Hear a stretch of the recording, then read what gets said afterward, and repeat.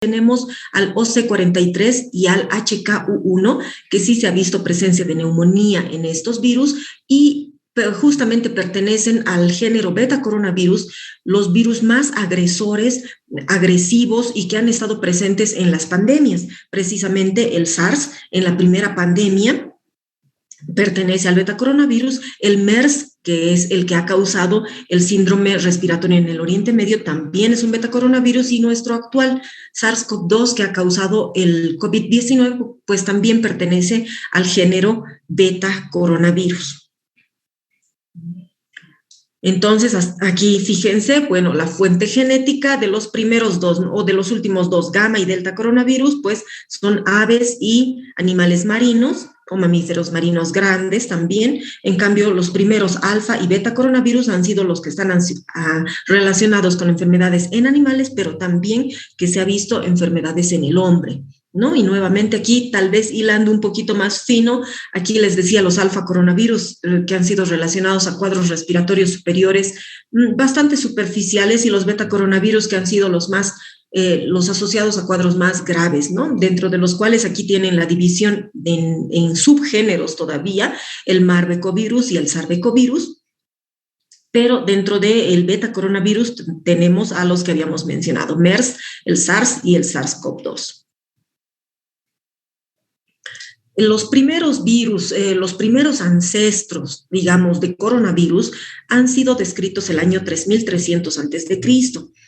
En ese entonces, ¿cuál era la fuente de coronavirus? Eran las aves y los murciélagos, ¿sí? En el hombre recién se han descrito el año 1960, ¿sí? Entonces se ha descrito un coronavirus que pueda afectar al hombre. Entonces se identifican los primeros coronavirus humanos, ahí fíjense, la 229E y la OC43, a partir de secreciones respiratorias, a partir de las fosas nasales de los pacientes con resfrío. Si vamos en la línea del tiempo, pues en 2003 tenemos la primera pandemia. Sí, es una primera pandemia por coronavirus que ha sido bastante grave, ha provocado el llamado síndrome respiratorio agudo grave, y a este síndrome precisamente le debe el nombre el SARS, producida por el virus SARS-CoV. El 2004 se ha incorporado, bueno, un nuevo hallazgo de un nuevo coronavirus, ¿sí? El NL63. Este también se ha aislado en el hombre, en un niño con bronquiolitis. Aquí tenemos el HKU1 en un hombre con neumonía, pero estos cuadros han sido aislados, ¿sí? No han sido brotes grandes como el que hemos mencionado acá, el 2003. Y aquí podemos mencionar otro, el 2012. El 2012 ha sido en el Oriente Medio precisamente otro virus que ha sido denominado MERS, el que ha ocasionado la segunda pandemia por coronavirus. Y en diciembre del 2019, pues se ha detectado en China una nueva pandemia detectada o causada nuevamente por un coronavirus. Entonces, como reservorio se ha encontrado al murciélago, en todos los casos, sí, como reservorio base de los coronavirus, pero como huéspedes intermedios sí han ido variando. Y estos huéspedes intermedios se han estudiado precisamente en los brotes epidémicos. Entonces, aquí tenemos a la civeta, que es el huésped intermediario del SARS-CoV, los dromedarios, ¿no? Los camélidos en el brote de MERS del 2012, y el pangolín, que se ha encontrado como huésped intermediario en este último SARS-CoV-2. Nuevamente, para resaltar la afección humana del 229E y del OC43, ¿sí? Aparte de los que les he mencionado, ¿no? La afectación del hombre y justamente los géneros alfa y beta coronavirus. Entonces, aquí tenemos los virus que han circulado en el hombre, los que les había mencionado en las diapositivas previas. Estos son virus muy difundidos y están asociados a resfrío común. Entonces son cuadros respiratorios superiores muy leves y pasajeros, ¿no? Y provienen del hombre, ¿no? La transmisión es hombre-hombre. En cambio, estos otros que proceden de un reservorio animal, como en este caso es el murciélago, con sus hospederos intermedios que habíamos visto, el pangolín, la civeta y los camélidos, el dromedario, pues han sido asociados a enfermedades respiratorias más graves, a neumonías virales Entonces, de los animales al hombre. Y posteriormente también se ha demostrado la transmisión entre persona a persona, particularmente en estos dos, en SARS-CoV-1 y SARS-CoV-2. En MERS, más dificultoso. Entonces, comencemos con la primera pandemia, ¿sí? En esta primera pandemia, pues, ha iniciado en Guangdong, China, más o menos en noviembre del 2002, pero en febrero del 2003 y hasta marzo del 2003, pues ha sido ya el trabajo del doctor Carlo Urbani, y también tenemos acá otro profesional, el doctor Christian Drosten, un investigador del Instituto de Medicina Tropical de Alemania, que ha trabajado en relación a las pruebas de diagnóstico y ha realizado la primera prueba de PCR para la evaluación del genoma, ¿no? La segmentación del genoma de los coronavirus. Entonces, en esta gráfica ustedes pueden ver, les decía que esto comenzó entre febrero y marzo del 2003 en China, ¿no? En Vietnam, y de ahí, pues fácilmente a través de viajes se ha transmitido, y fíjense, ya tenemos comprometidos 3 continentes fácilmente, a pesar de que la OMS a los 15 días, el 15 de marzo aproximadamente, había limitado ya los viajes internacionales, pues fíjense que para mayo ya teníamos la afectación de 3 continentes. ¿Y qué es lo que estaba sucediendo para julio del 2003? ¿No? Habían ya pequeños casos aislados que han llegado hasta Sudamérica, ¿sí? Pequeños casos aislados, tenemos la afectación de 3, 4, ya 5 continentes. Y para noviembre del 2003 tenemos... Aquí tiene. Para noviembre del 2003 ya tenemos 8.437 casos, fíjense, con 813 muertes. Entonces, esta se ha comunicado como una pandemia. Muy importante el número de muertes, también era importante en relación al número de casos. En realidad ha sido la primera pandemia del siglo XXI, el SARS, ¿no? Y este es el mejor ejemplo, es un ejemplo de un virus transmitido, fíjense, desde un mercado de animales vivos a seres humanos. Ya en este entonces había la lucha en contra de los mercados de animales vivos, ¿no? Para cerrarlos.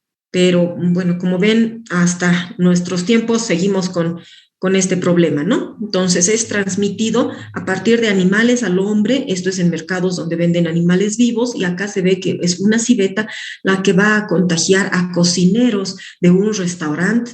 La transmisión a través de vías respiratorias, secreciones o gotitas de Fluger que salen de la vía respiratoria, con un periodo de incubación un poco variable de 4 a 6 días, pero se ha visto que también podían llegar hasta el día 13 a transmitirse el virus.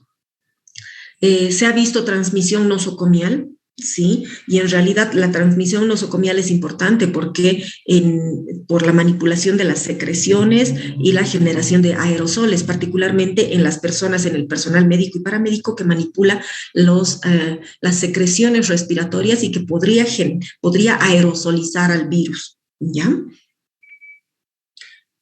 Y es así que el SARS es un síndrome respiratorio agudo severo. ¿Qué es el síndrome respiratorio agudo severo? Es una neumonía atípica, ¿sí? Inicialmente atípica, cuyo cuadro inicial es muy difícil de reconocer.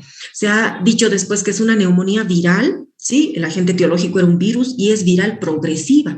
Al inicio, como les digo, es muy difícil de diferenciar porque inicia solamente con fiebre y algún síntoma respiratorio. Podría ser fiebre y tos, podría ser fiebre y disnea, pero progresa rápidamente a síntomas respiratorios más severos hasta llegar a un distrés respiratorio, llegar a provocar dificultad respiratoria en el paciente. El diagnóstico también se ha asociado a historias de viaje y contacto con personas que tengan síntomas respiratorios.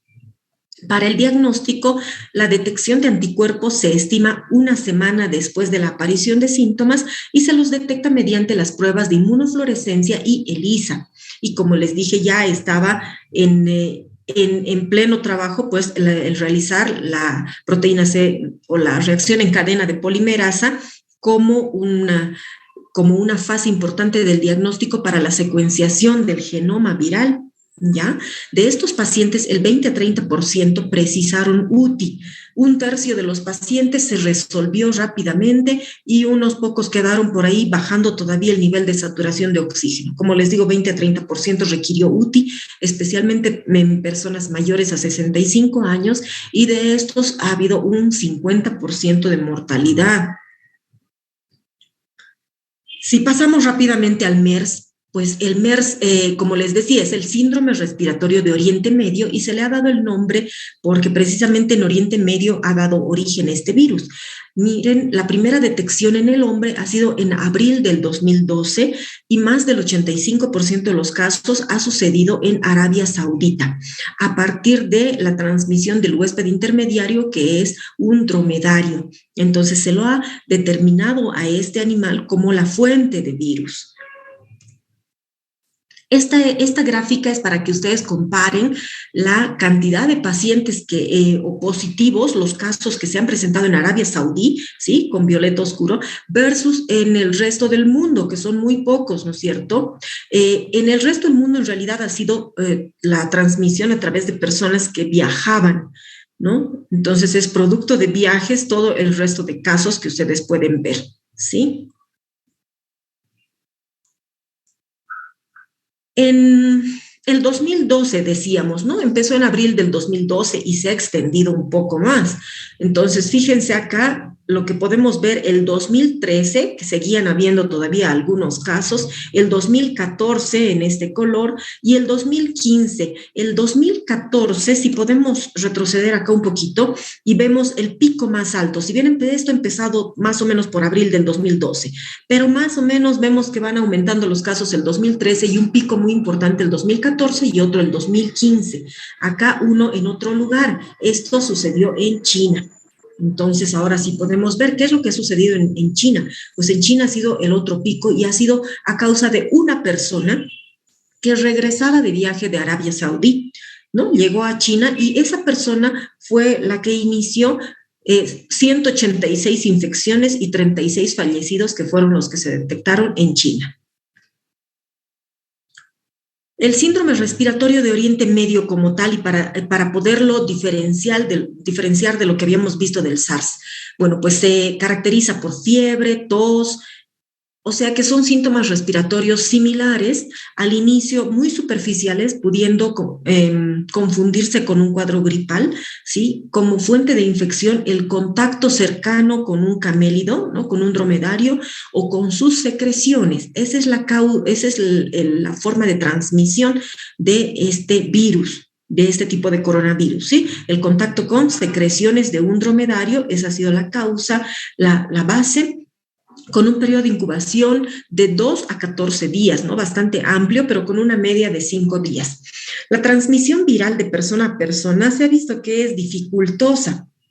Por eso es que el brote no ha sido tan amplio, no ha llegado a ser mundial y se ha visto de 30 al 35% de mortalidad. Entonces, estos pacientes que si bien cursan con cuadro respiratorio van a desencadenar una neumonía con dificultad respiratoria, distrés respiratorio, y las personas más afectadas son las inmunosuprimidas. En pocos casos, pero sí se ha visto que ha habido una afectación renal y gastrointestinal con manifestación de diarrea. La detección viral con PCR pues ha sido la forma de detección del virus a través de secreciones pulmonares, ¿sí? Entonces, en esta gráfica ya podemos comparar qué es lo que ha sucedido con la pandemia del MERS, que ha sido 2012, fíjense, hasta el 2015 más o menos, el SARS, que ha habido mucho más casos, ¿no? Acá la propagación ha sido muy sutil, podríamos decir, que no ha sido tan sonada a nivel mundial como en el caso del SARS, que ha habido bastante afectación y mortalidad. Entonces, el SARS, podemos ver 2002 a 2003 el inicio, en 2004 habrá terminado esta pandemia de SARS, y la última, fíjense esta gráfica, cómo compara al COVID-19. Esta es una publicación del 12 de febrero del 2020, entonces es el coronavirus, el COVID-19 ha iniciado en diciembre del 2019, y por eso su nombre, pero en febrero del 2020 ya teníamos esta imagen a nivel de propagación en estos continentes, ¿sí? ¿Qué puedo resaltar acá? Eso, la fecha de publicación, que es lo más importante. Y bueno, ¿cómo comenzó en realidad todo esto? Ha iniciado ha sido en diciembre del 2019, cuando se ha mencionado la presencia de 27 casos de neumonía. Era una neumonía rara, una neumonía atípica, todavía no tenía nombre el agente etiológico, pero ¿qué tenían en común estos 27 pacientes con neumonía? Que habían visitado mercado de mariscos, ¿sí? Un mercado pesquero en Huanan. A partir de ahí se han empezado a dar las alertas correspondientes a la OMS, fíjense, y miren, ya para el 20 de enero, esto sucedía en diciembre, para el 20 de enero, 440 personas ya eran diagnosticadas con este tipo de coronavirus, ¿sí? ¿Qué sucedió? Posterior a continuación del examen de estos 27 pacientes, pues empezó a hacer las técnicas diagnósticas del genoma viral, encontrándose como causa a un beta coronavirus. Hasta ahí hemos llegado solamente al género. ¿Sí? Entonces, fíjense, se descubrió en Wuhan, China, a fines del 2019, ha sido en diciembre, ha evolucionado rápidamente y se ha convertido en una pandemia. ¿Sí? Al 15 de junio del 2020 habían 8.03 millones de casos confirmados en todo el mundo, con un total de 436.900 muertes. Entonces, esto es para que ustedes también puedan comparar con lo que habíamos mencionado en el SARS y en MERS. Y si vemos un poquito la línea de tiempo, fíjense, el 8 de diciembre han sido los primeros casos, estos 27 casos de neumonía que les digo en Wuhan, ¿no? Ya el 1 de enero, o sea que han pasado buenos días, ¿sí? El 1 de enero del 2020 se ha cerrado el mercado, el 3 de enero se manda el comunicado oficial a la OMS, el 7 de enero se realiza la identificación del virus como el SARS-CoV-2 por la similitud en relación genómica, ¿no? Con el SARS-CoV-1, con la primera pandemia. Aquí, ¿qué más vamos a resaltar? Se lo secuencia, se realizan los primeros test diagnósticos, se ha visto, en todo este tiempo se seguían haciendo estudios para ver qué es lo que podía suceder con este virus que todavía estaba más o menos entre el continente asiático y europeo, ¿no? Entonces, el 20 de enero ya se ve la transmisión persona a persona. Lamentablemente, el 31 de enero se declara emergencia internacional. Entonces, fíjense cómo han ido sucediendo poco a poco los sucesos en nuestras narices. Todavía nosotros, como bolivianos, dudábamos de que el virus llegue a afectarnos por el antecedente del SARS-CoV-1 y del MERS, que ni siquiera se había acercado a nosotros, ¿no? El primer caso acá se ve en África. Pero bueno, acá se acerca un poquito el 26 de febrero, América Latina, el 5 de marzo se siguen haciendo estudios para ver cuál es el mecanismo de transmisión, el mecanismo de replicación y el tipo de células receptora, ¿no? Para ver las diferencias con los otros coronavirus. El 11 de marzo del 2020, la OMS declara brote como pandemia global. ¿Cuándo ha llegado a Bolivia? El 10 de marzo. El 10 de marzo hemos tenido nuestros primeros 2 casos, uno en Oruro y uno en Santa Cruz, de 2 personas que llegaron de viaje. Y bueno, eso es lo que sucedía en marzo. Y fíjense, para agosto, ¿qué es lo que teníamos en agosto del 2020? Fíjense, 91.635 casos al 10 de agosto en Bolivia, solamente en Bolivia, y fíjense el mapamundi cómo se ha pintado de colores por la presencia de este virus. Y ya para ver casos de Bolivia, particularmente recordaremos que el primer pico, ¿sí? La primera ola ha sido alrededor de julio, ¿no? Del 2020. Ha llegado casi a descender a una línea base y hemos tenido una segunda ola entre diciembre y enero del 2021 y sin llegar a descender se ha venido una tercera ola. En esta tercera ola más o menos hemos visto 2.990 casos por día, ¿no? Casos nuevos. Pero si extendemos la línea hasta la fecha actual, fíjense qué es lo que ha sucedido en la primera ola, en julio, la segunda ola entre diciembre y enero, y sin aplanar la ola, qué es lo que ha llegado a suceder con esos 2.990 casos por día, qué es lo que ha sucedido en junio, que no es nada en comparación a lo que estamos viendo acá en semejante pico que hemos tenido en enero. ¿Sí? Esto es el 20 de enero del 2022, fíjense, han habido 20.860 casos nuevos, esto es en Bolivia. Bien, conozcamos más a fondo nuestro coronavirus. Esta es la gráfica de la estructura de un coronavirus, ¿sí? De un coronavirus cualquiera. Todos los coronavirus tienen una estructura idéntica. Bien, entonces podemos decir que es un virus RNA. Si nos vamos de adentro hacia afuera. Bueno, es un virus que tiene un genoma de tipo RNA en sentido positivo. Es una sola cadena, si se fijan, no es una cadena fragmentada, es una sola cadena de RNA, es una cadena simple en sentido positivo. ¿Sí?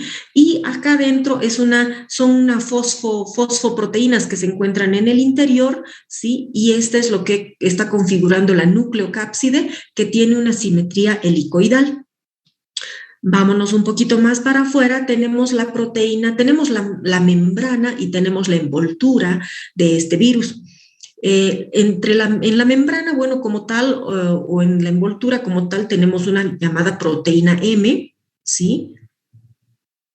Esta es la proteína M, entonces tenemos hasta ahora una proteína N, que es la proteína de la nucleocápside, o una fosfoproteína, pero es la proteína N, ¿sí? Aquí tenemos la proteína M de matriz. Esta es la membrana con una doble capa fosfolipídica y en medio de la membrana o atravesando la membrana tenemos varias espículas a manera de palo de golf o a manera de pétalo, que cuando lo vemos en microfotografía electrónica, no sé si tengo aquí, ¿no? Que cuando lo vemos en microfotografía electrónica, pues precisamente da la apariencia de una corona y a eso se le debe el nombre de coronavirus.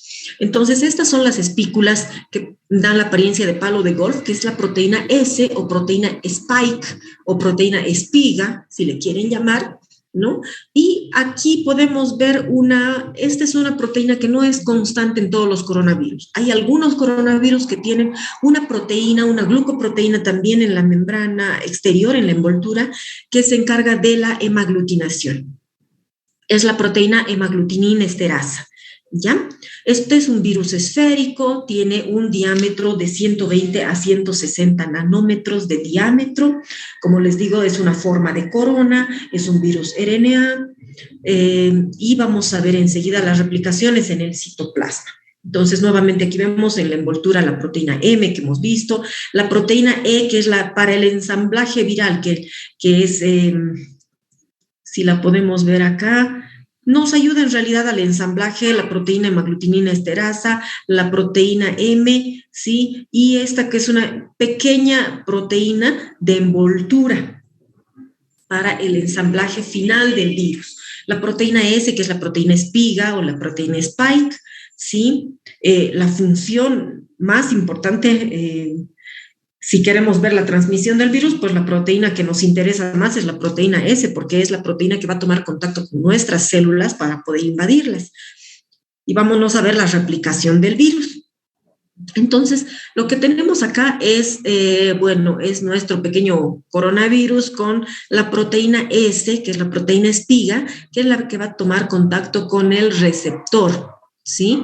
Él toma contacto a grandes rasgos. Vamos a ver, esta replicación se lleva a cabo en el citoplasma celular. Si ustedes se fijan, ni siquiera lo llega a tocar al núcleo, ¿ya? Entonces, toda la replicación se lleva a cabo en el citoplasma. Toma contacto la proteína S, la proteína espiga, con el receptor en nuestra célula, que es la célula huésped, que enseguida vamos a ver, e inmediatamente se internaliza la nucleocápside, ¿no es cierto? Toda la parte de la envoltura se queda fuera. Entonces, ingresa la nucleocápside, es liberado el RNA en el citoplasma e inmediatamente se crea una copia para la generación del RNA polimerasa. Entonces, el propio virus ingresando al citoplasma es capaz de generar su propio RNA polimerasa. ¿Y cuál es la función del RNA polimerasa? Crear una cadena. En este caso crea una cadena inversa, ¿no? Les decía que el genoma es en sentido positivo. Bueno, crea una cadena inversa con la función de transcripción y replicación del virus. Entonces se encarga de replicarse solito. Se replican cadenas similares, pero a su vez dentro de esta composición del genoma viral, pues está también la secuencia para que el virus pueda generar sus propias proteínas. La hemaglutinina esterasa, cuando tenga que serlo, la proteína S, la proteína de la envoltura, la proteína M de la matriz, la proteína de la nucleocápside, ¿sí? Y otras proteínas no estructurales. Entonces, todo esto lo está generando el propio virus al ingresar en el citoplasma, ¿sí?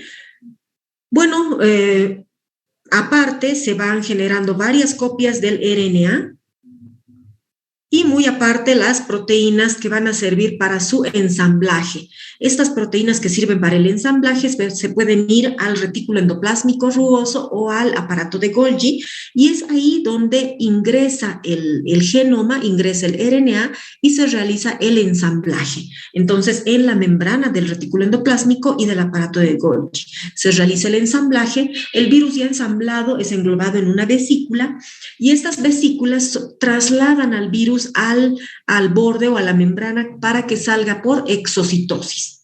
Otra alternativa es que el virus siga multiplicándose hasta que la célula reviente y dé lugar a la salida de todos los virus que se han replicado en el interior.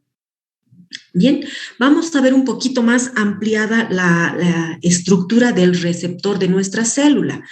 Por ejemplo, si hablamos de la 229E, la cepa de coronavirus que produce resfrío común, por ejemplo, pues el receptor es una aminopeptidasa, es un receptor amino, nada más. En cambio, en los virus más agresivos, SARS, MERS, se ha visto que el receptor es este elemento, ¿sí? Que es la enzima convertidora de angiotensina tipo 2. Esta enzima convertidora de angiotensina tipo 2 es la que va a ser la receptora, es el elemento receptor del coronavirus, que se puede encontrar en riñón, en pulmón y en corazón predominantemente. Y aquí tenemos, este es un correceptor, ¿sí? Este correceptor, que es la serin-proteasa, ¿sí? TMPRSS2 es la serin-proteasa. Esta serin-proteasa lo que hace es fragmentar a la proteína, en realidad fragmentar a la glucoproteína S para que pueda encajar exactamente en la enzima convertidora de angiotensina y facilita la internalización del RNA viral. ¿Sí? Vamos a ver en otra de las diapositivas, vamos a ver cuál es la función de esta enzima convertidora de angiotensina tipo 2, pero de momento nos quedamos en que es el receptor de la glucoproteína S. Si estamos en hora, bien. Entonces, nuevamente tenemos aquí que esta serin-proteasa actúa como un correceptor, si ustedes se fijan, ¿no? Actúa como un correceptor que prepara a la proteína S para que pueda encajar perfectamente en el receptor oficial, que es la enzima convertidora de angiotensina. El ingreso es de la nucleocápside, ¿sí? Ingresa solamente la nucleocápside y libera el RNA en el citoplasma. Entonces, ahí ven que hay, primero, ¿cuál es la función? Les decía, la primera función, estando el RNA en el citoplasma, pues es la traducción de una RNA polimerasa, y la RNA polimerasa se encarga de la transcripción de todos los elementos proteicos que necesita el virus, elementos genómicos, que es la transcripción del mismo RNA, que ven acá, y elementos subgenómicos, que son las pequeñas proteínas que después se van a ir a convertir en elementos de la envoltura del virus. Entonces, fíjense, el virus es ensamblado en el interior de la célula, en la membrana del retículo endoplásmico rugoso y del aparato de Golgi. Y bueno, la liberación que puede ser por gemación o por la muerte celular. Entonces, nuevamente aquí vemos que es el receptor, que es la enzima convertidora de angiotensina tipo 2, y el correceptor, que es la serin-proteasa. ¿Está bien? Esto, y qué más puedo mostrarles aquí. Miren, a partir de un virus que haya ingresado en la célula, la cantidad que pueden generarse en el interior celular, ¿no es cierto? Cada virus puede crear entre 10.000 y 100.000 copias. ¿Y cuál es el órgano blanco, el órgano al que va a ir a afectar este virus, el órgano al que le interesa llegar? Pues no va a ser el riñón, va a ser el receptor, el AC2, que se encuentra en los neumocitos tipo 2. Por eso es que la afección es respiratoria y principalmente el daño es pulmonar, porque va a ir a unirse a esta enzima convertidora de angiotensina tipo 2 que se encuentra en la membrana de los neumocitos tipo 2, ¿ya? Donde sucede la replicación viral que ya habíamos mencionado. Para mencionarles algo de patogenia, es decir, cómo llega a hacer daño el coronavirus en el hombre, ¿no? Cómo llega a hacer daño a nuestras células. Tiene muchos mecanismos, ¿sí?, de patogenicidad, pero les voy a mencionar tres muy importantes que se ha visto específicamente en esta última pandemia, ya estudiando al SARS-CoV-2. Se ha visto la interacción del virus con el sistema de renina-angiotensina-aldosterona, se ha visto la interacción del virus con el sistema inmunitario y se ha visto la interacción del virus con el sistema de coagulación y el sistema microvascular. Entonces, es bastante agresivo para nosotros, se ha portado bastante agresivo el SARS-CoV-2 con nosotros. Y aquí, para resaltar, les decía que el receptor, bueno, acá está, la enzima convertidora de angiotensina, sí, es un exopéptido que, bueno, está fuera de la célula, ¿no es cierto? Actúa como receptor. ¿Cuál es la función de esta enzima convertidora de angiotensina tipo 2? La función es transformar la angiotensina 2 en un componente más pequeño, más frágil, que es la angiotensina 1,7, y transformar la angiotensina 1 en otro componente que es la angiotensina 1,9. Bueno, ¿qué de importante tiene eso? La angiotensina 1,9 y la angiotensina 1,7 lo que hace es, son elementos, son productos que son protectores, son proinflamatorios, ¿sí? Son vasodilatadores. Entonces, esta enzima convertidora de angiotensina tiene un papel muy importante, ¿no? Crea factores protectores para nuestro organismo y disminuye esta que es la angiotensina 2, que es lo contrario, que es proinflamatorio, o sea, estimula los factores inflamatorios, estimula la hipertensión arterial, estimula la vasoconstricción.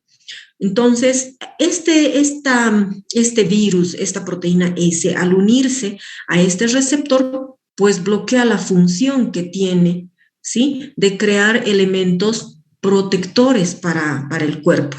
Y con esto, ¿qué genera? Más daño pulmonar, porque incrementa estos elementos, especialmente la angiotensina 2, ¿no es cierto? Entonces, injuria pulmonar puede causar remodelación cardíaca, causa definitivamente vasoconstricción y permeabilidad vascular. El segundo mecanismo de patogenicidad muy importante es la interacción del virus con el sistema inmune. Una vez que el virus ingresa por nuestra vía respiratoria, pues lo primero que va a despertar, a desencadenar es la respuesta del sistema inmune innato. Y con la respuesta del sistema inmune innato, pues van a haber la producción de ciertas citoquinas, posteriormente la activación de macrófagos, ¿sí?, de macrófagos y de granulocitos, ¿no?, polimorfonucleares, y estos, pues pasando ya con el tiempo a una respuesta inmune adaptativa después de unos 7 a 10 días, pues ¿qué es lo que va a suceder? El macrófago actúa como una célula presentadora de antígenos, si recordamos un poquito, y presenta el antígeno a los linfocitos estimulan la producción de linfocitos T, helper, CD4 y CD8, y estos por una parte estimulan la liberación de citoquinas y por otra también comunican a la inmunidad humoral, al linfocito B, para la producción de anticuerpos dentro de lo que es la respuesta inmune adaptativa. Esto es lo que sucede normalmente en una enfermedad leve o en una enfermedad hasta moderada, podríamos decir. Pero ¿qué es lo que sucede en los casos graves?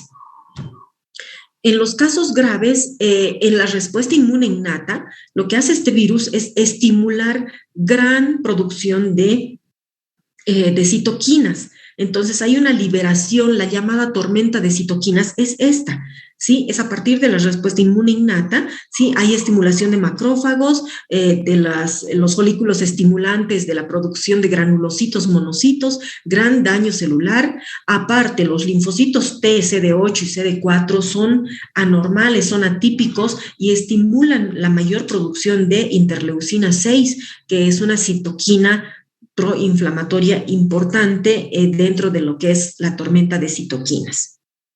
¿Ya? Entre las citoquinas que se han visto presentes, la interleucina 6, la interleucina 10, el factor de necrosis tumoral, el interferón gamma, ¿sí?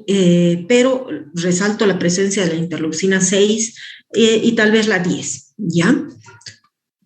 Y bueno, continuamos con lo que es otro mecanismo de patogenicidad, es la interacción del virus con la coagulación y con el sistema microvascular. Entonces, ¿qué es lo que sucede acá? Esa tormenta de citoquinas, que ha sido estimulada por diferentes grupos celulares, pues lo que hace es estimular precisamente el sistema de coagulación. Trabaja a nivel del hígado, también produciendo mayor liberación de citoquinas, ¿sí? El incremento de la ferritina, elementos procoagulantes, ¿sí? El sistema de coagulación se ve estimulado. Entonces tenemos acá que el exceso de citoquinas es lo que va a ocasionar esto, el incremento de la ferritina, disminución del fibrinógeno, los factores inflamatorios están multiplicados por 10, ¿no es cierto? Hay una activación de linfocitos, proliferación celular linfocitaria descontrolada y la hiperactivación de macrófagos desencadena en esto. A nivel inmunológico, la liberación de interleucinas, entre ellas las 6 que habíamos resaltado, hay una hemofagocitosis, es decir, que todo esto que hemos visto, todo lo que se ha desencadenado, o sea, este exceso de respuesta inmune, en lugar de frenar la infección, lo que hace es ir consumiendo linfocitos. Entonces, ¿qué vamos a tener? Linfopenia.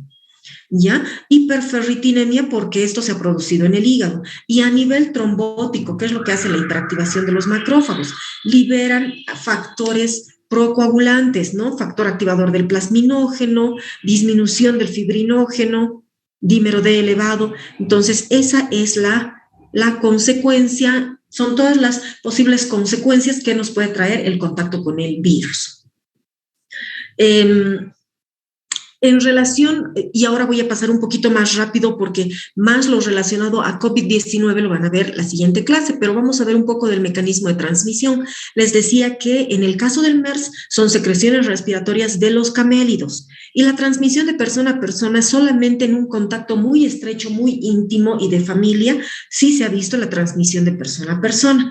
En el caso del SARS-CoV-1 y del SARS-CoV-2, pues realmente hay bastante similitud. La transmisión es por contacto, también es por fomites, es por gotitas, ¿no? Por gotas, las gotas grandes que tienen más de 5 micras, y les presento acá, entre todo el grupo entre bacterias y virus que pueden ser transmitidos por gotitas, pues tenemos al coronavirus. Estas gotitas que salen a través de nuestra cavidad oral cuando hablamos, estornudamos, tosemos, pero mucho más cuando aerosolizamos al virus. Estos son los microorganismos que pueden transmitirse por aerosoles, entre ellos Mycobacterium tuberculosis, sarampión, varicela. Cuando se aerosoliza el coronavirus, ¿sí? Porque primero solamente era conocida la transmisión por gotas, pero sabemos que cuando es en aerosoles, pues la transmisión es mucho más fácil. ¿Por qué? Porque las gotas requieren un cierto tipo de cercanía. Las gotas son pesadas, son grandes, ¿sí? Miden más de 5 micras y se caen. Cuando nosotros hablamos, están poco tiempo en el aire y se caen. En cambio, los aerosoles son gotículas, son pequeñas, tienen un tamaño menor a 5 micras y solamente con una tos o estornudo pues pueden viajar hasta 10 metros de distancia y se mantienen en el ambiente, ¿sí? Tardan en caerse estos aerosoles cuando se aerosoliza el coronavirus. cuando realizamos procedimientos como este, ¿no? Una reanimación cardiopulmonar, una intubación orotraqueal, estamos dándole oxígeno de manera invasiva al paciente, prácticamente estamos queriendo llegar a vía respiratoria baja, pero también en otros procedimientos digestivos, como el hacer una endoscopía, porque estimulamos vías bajas, ¿no? Medios profundos, teóricamente, y estériles. Entonces, en ese momento se aerosoliza el coronavirus y se puede transmitir más fácilmente. Por eso es que el personal de salud siempre es más o ha sido muy vulnerable en estas dos pandemias, ¿no? Del SARS y del SARS-CoV-2. Entonces, fíjense, al toser, estornudar, en las manos también, en fomites, ¿no? Al pasar no sé, un bolígrafo, un objeto, al toser, estornudar sin cubrirse la nariz y la boca, y ahí tenemos el cómo se debe toser y estornudar en el ángulo interno del codo, como se había visto en la gripe, ¿no es cierto?, en la influenza. Es muy importante. Y en relación a las manifestaciones clínicas, muchas ya les había mencionado, diferenciando de lo que es el SARS, de lo que hemos visto en MERS y lo de COVID, que lo van a ver con mucho más detalle en la siguiente clase. Pero lo que no debemos olvidar es que los coronavirus en general pueden producir infecciones respiratorias altas, muy superficiales, como el resfrío común. ¿Cuál es la diferencia? La cepa. ¿Sí? La cepa, el tipo de coronavirus, el género de coronavirus que está asociado con la infección para que esto se quede con un resfrío común. ¿Está bien? En cambio, SARS, MERS y COVID-19 son enfermedades pandémicas que están asociadas a una neumonía viral, que tienen diferente progresión, diferente tiempo de evolución, ¿sí? Y también una elevada mortalidad, una mortalidad importante. Entonces, esto es para que puedan ustedes diferenciar en relación a las manifestaciones clínicas. Tenemos al primero que habíamos visto el 2002, el 2012, el 2019, y las manifestaciones clínicas. En los tres casos, en primer lugar, está la fiebre y la tos seca.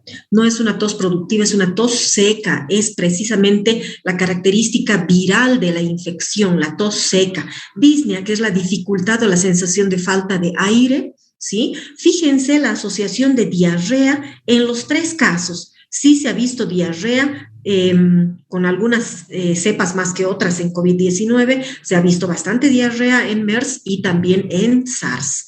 El dolor de garganta que ya viene secundario y el soporte ventilatorio que pues sí se ha visto muy importante en las diferentes olas de COVID-19, ¿no? Entonces, les decía, la presencia de diarrea, ¿no? O sea, de causa de diarrea también de los coronavirus. Casos asintomáticos se han visto en MERS, se han visto en SARS y también en COVID-19. Entonces hay un porcentaje de pacientes que realmente no han manifestado ninguna sintomatología, pero sí ha sido portadora del virus, importante portadora del virus para la transmisión a otras personas. Esto ha ido cambiando en el tiempo, ¿sí? Esto yo les podía mostrar tal vez en la primera ola, en julio del 2020, podríamos ver esto, ¿no? El porcentaje de cuántos iban bien y cuántos iban mal. Sin embargo, esto se ha modificado totalmente y eso lo van a ver con calma, ¿no? Entonces, fases también se han visto, ¿sí? Fases tempranas, qué es lo que sucedía en los primeros 5 a 7 días, que cuando se complicaba la enfermedad y cuando se volvía neumonía, esto también ha ido cambiando con el tiempo. Pero sí, aquí puedo resaltar que sí hay una infección que puede ser leve, una infección temprana, que puede o no pasar a una fase grave con mayor riesgo, mayor daño a nivel pulmonar. Los métodos diagnósticos han sido desde la primera pandemia los mismos, ¿no? La detección de los anticuerpos a partir de la primera semana, efectivamente, del contacto con el virus.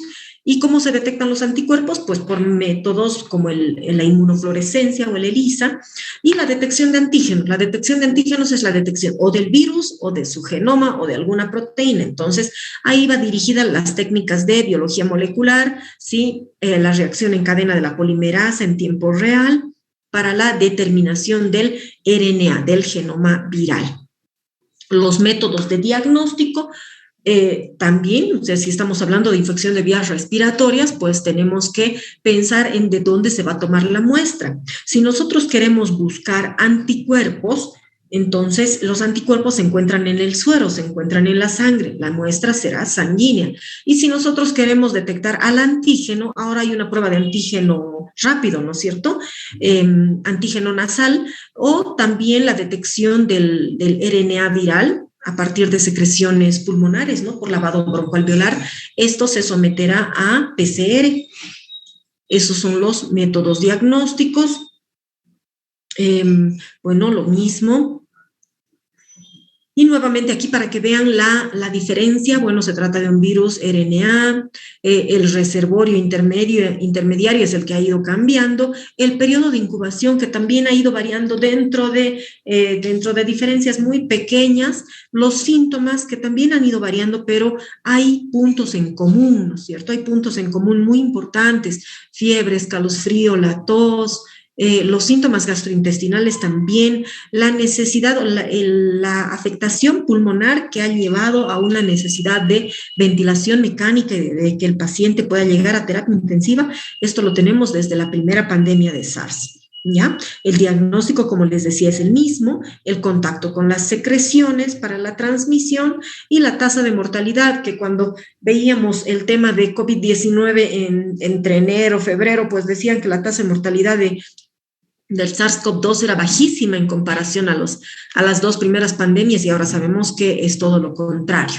En relación al tratamiento, solamente del SARS-CoV-1 y de MERS no se ha utilizado ningún tipo de tratamiento, no se ha visto efectivo ningún tipo de tratamiento y tampoco se han desarrollado vacunas. Las investigaciones quedaron a medias y es por eso que cuando nos llegó pues ahora la pandemia por COVID-19, pues teníamos que, se tuvo que retomar de 0.1, digamos, el trabajo para la evaluación de algunos posibles fármacos que ayuden en parte del tratamiento y también en la elaboración de las vacunas.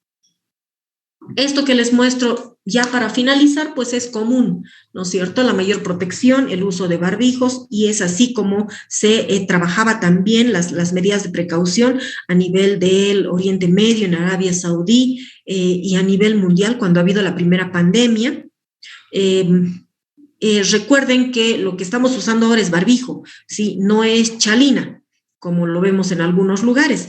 Es más, cuando está acá a nivel del cuello, produce mayor contaminación, es más riesgo, ¿sí? Porque a veces se toma contacto cuando alguien nos habla muy de cerca o nos tose, pues esos virus se quedan muy cerca a nosotros y es ahí donde vamos a colocar el barbijo, entonces es una forma inapropiada, ¿no? De usar, inapropiada.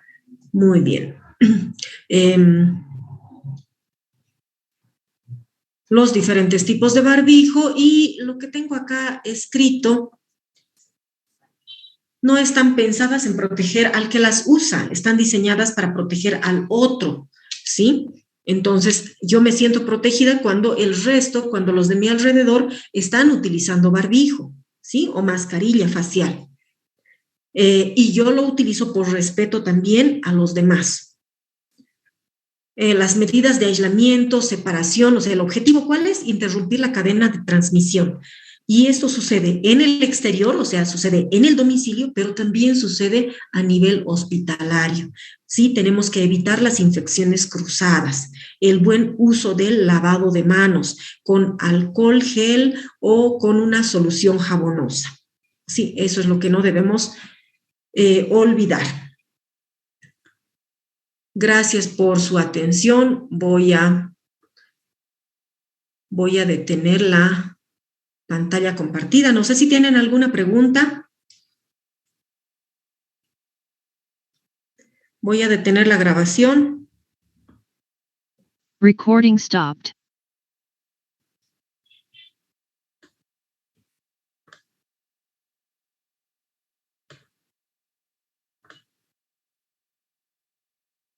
Bien, ustedes dirán, ¿alguna duda? Luis Ángel, adelante. Ok, doctora, buenas tardes. ¿Se me escucha, verdad? Sí, buenas tardes. Ok, estaba pensando en cómo es que se dio esta transmisión de animal a humano, del virus de un animal a humano, porque Los virus tendrían que tener una célula diana específica, ¿verdad? Entonces, ¿qué cambió para que se adaptara a los humanos, siendo que estaba muy adaptada a los animales? Y los coronavirus poco a poco se empezaron últimamente se están adaptando a los humanos. Gracias por la pregunta, Luis Ángel. En realidad, los beta coronavirus son los que tienen mayor adaptación al hombre en relación a los otros, pero a pesar de que ser un virus, y esto también está descrito en la literatura, a pesar de ser un virus RNA de cadena sencilla, tiene gran capacidad de mutación. En cada replicación, y sí, se dice que cada vez que el virus se replica, muta, pero son mutaciones a veces muy pequeñas que no denotan, digamos, interés. Pero cada vez que el virus se replica, y ustedes han visto a partir de un virus cuántos miles, ¿no? Ya no son cientos, son miles de virus se puede generar, pues en cada una de estas replicaciones genera mutación. Ahora, el virus, mientras está en el animal, no produce enfermedad, porque por algo es el huésped, ¿no es cierto? Es el huésped intermediario. Entonces, cuando llega donde no tiene que llegar, pues se vuelve patógeno, se vuelve dañino. Y cómo, o sea, por una de las mutaciones, de las diferentes mutaciones, se ha adaptado al hombre. O sea, ese virus tendría que haber seguido en los animales, pero las secreciones han ingresado al hombre, ¿sí? Esas secreciones, o sea, donde estaba el virus, esas secreciones son las que han ingresado en algún momento por vía respiratoria, ¿no? El acercarse mucho, digamos, a la secreción del animal o tomar contacto con las manos y consumir después algún alimento con esas manos con secreciones del animal que tiene al virus. O incluso con esas manos nosotros nos llevamos a la vía respiratoria y podemos, o sea, hay muchas formas, ¿no? De que nosotros nos llevemos ese virus a nuestra vía respiratoria.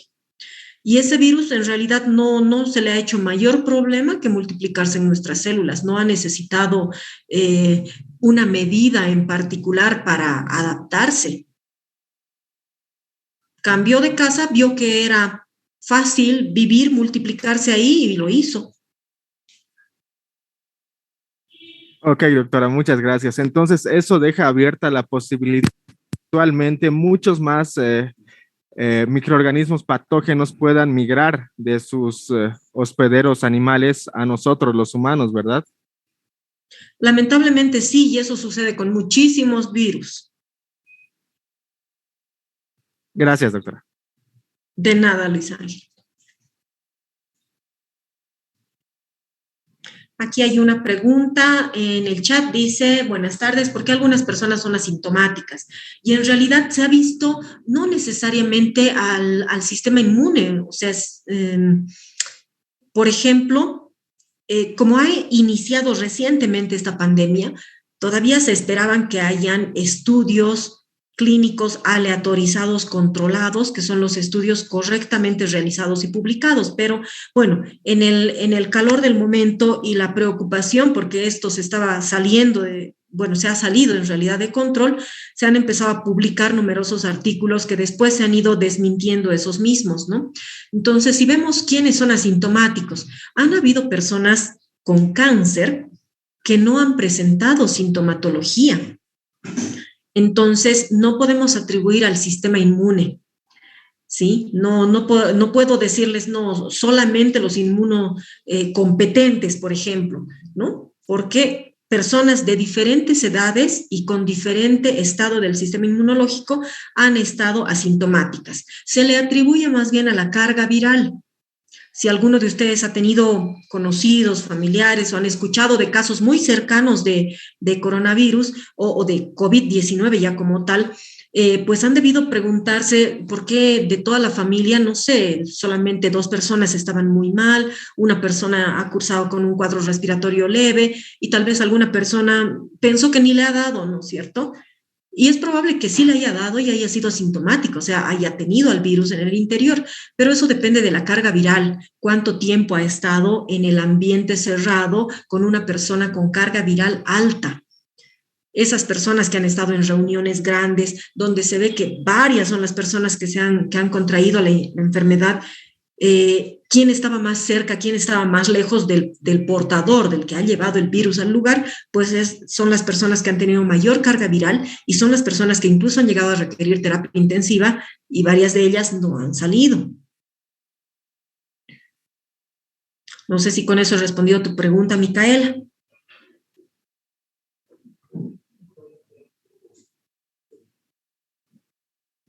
Y si alguien más tiene alguna duda.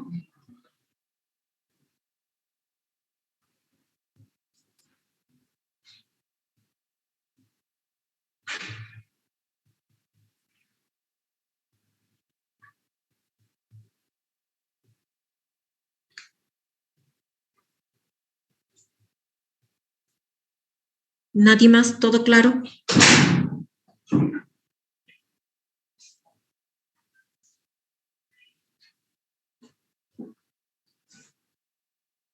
Bien, si no hay más consultas, entonces, bueno, verán la segunda parte de coronavirus con la doctora Velasco el día lunes. Sí, cualquier cosa, igual estoy presta a sus preguntas, que les vaya bien, que tengan buena tarde. Hasta luego, doctora.